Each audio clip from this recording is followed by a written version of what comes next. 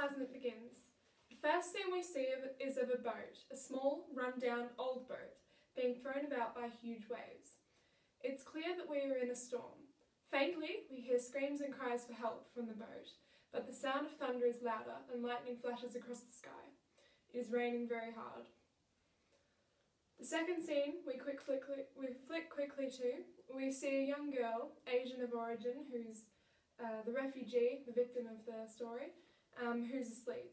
But she is clearly unsettled because her brow is furrowed, her eyes are moving quickly under her lids, and she is lightly sweating. The camera moves quickly back to the third scene. This time we hear loud screams and wails as we see from a girl's eyes an armed militant shooting a running woman. The woman, as she is running, is clearly weakened because she hobbles around on a broken leg. Once we hear the gunshot, we change scene very quickly again. In the fourth scene, the camera is panning out so as to see the full setting of the scene.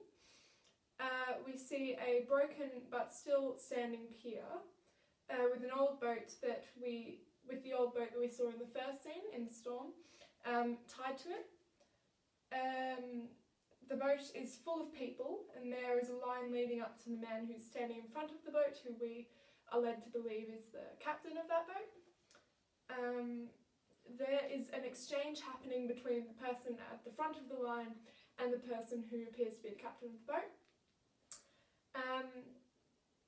The camera flicks to a closer view of this scene, and the man who is not captaining the boat, the other man, is handing over this thing, and he's talking about how it's a priceless family heirloom and how it's, it's very expensive and it's all he has left, and he's pleading for his family to be on the boat.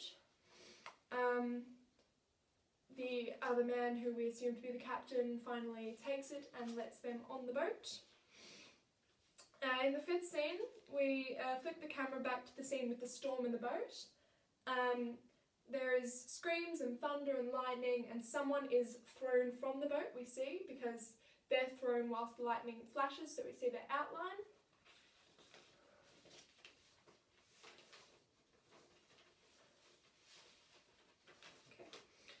In the sixth scene, we see the person who was thrown from the boat trying desperately to get back up on the boat. He's, waving his hands, calling for help, but nobody can get to him, and a wave comes, flushes him under, and he doesn't resurface.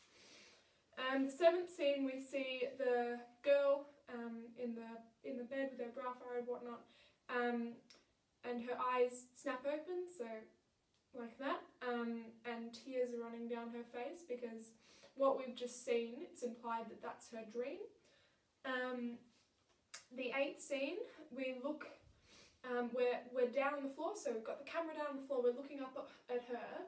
There's something in front of the camera that's not focused on, but then she turns her head to look down at the camera, and then the focus shifts with her gaze, and it focuses on some food that's on the floor. It's just really not great quality food. The ninth scene, the girl is up off the bed and she's crying for help, and she's saying that she's a refugee. She's not, she didn't ask to be treated like this. She didn't ask to do any of that. And a face appears at the door and says no, as in denying her help. Then commentary begins. This commentary is by a man who used to work at the refugee camps, and he's white, so he's not a refugee, and he's talking about how he regretted what he did at the refugee camp. He says, "I regret what I did at those refugee camps." He's implying that he was a soldier there. The 10th scene, we flick to a man, and he's got a black backdrop, and he's there, and he's talking, and he says, I was always told that these people weren't refugees, that they lied about what happened to them, as in they lied about the war and the traumas that they were going through.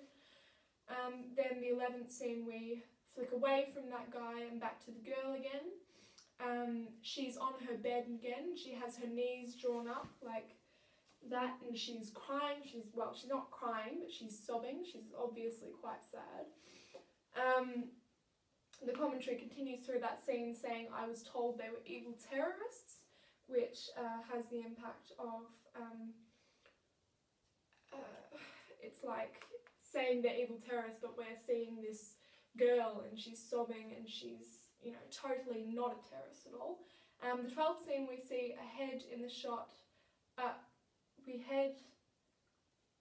we see a head-on shot of the girl crying, so it's like we've just seen it from the side, but now we're seeing it head-on, we see like that sort of image.